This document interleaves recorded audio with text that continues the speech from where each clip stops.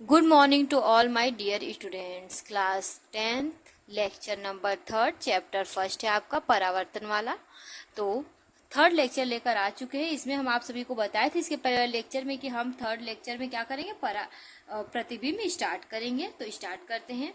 यदि प्रकाश की किरणें वस्तु के किसी बिंदु से टकराकर परावर्तन के पश्चात किसी दूसरे बिंदु पे जाकर मिलती हैं तो इस बिंदु को पहले बिंदु का प्रतिबिंब कहते हैं। ठीक है, तो देखिए इसको समझते हैं। यदि क्या हो, कोई प्रकाश की किरण हो और कोई वस्तु से क्या हो, वो टकराए और टकराए तो परावर्तित हो और परावर्तित होकर किसी दूसरे बिंदु पर जाकर ये मिलती है तो उस बिंदु को प्रकाश का क्या कहते हैं, प्रतिबिंब कहते हैं। अगर प्रतिबिंब की बात करें तो प्रतिबिंब कितने प्रकार के होते हैं, दो प्रकार के होते हैं।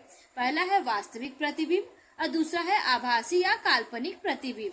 तो हम सबसे पहले पढ़ेंगे वास्तविक प्रतिबिंब। ठीक है, रियल इमेज जिसे कहते हैं इंग्लिश में। तो स्टार्ट करते हैं। यह किसी बिंदु वस्तु से चलने वाली किरण, यदि किसी बिंदु वस्तु से चलने वाली किरण परावर्तन के पश्चात किसी बिंदु में मिलती है तो इस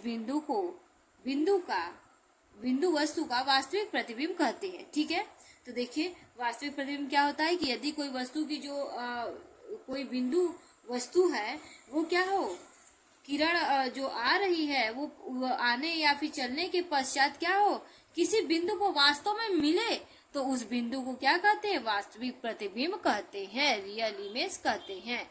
नेक्स्ट इसके बाद हम पढ़ेंगे आभासी प्रतिबिंब। ठीक है, वर्चुअल इमेज। ये किसी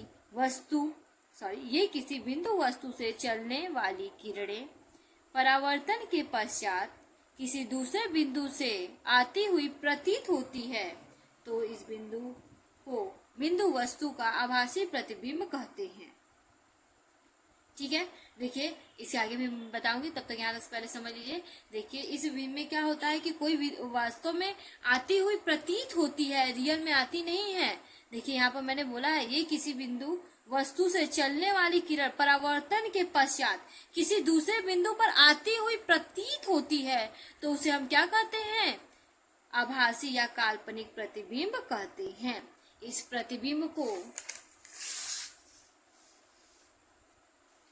पर्दे पर नहीं लिया जा सकता। ये प्रतिबिंब जो होता है इसको पर्दे पर लिया नहीं जा सकता है। नेक्स्ट वीडियो में हम आपको पढ़ाएंगे गोलीय दर्पण। Okay, thank you.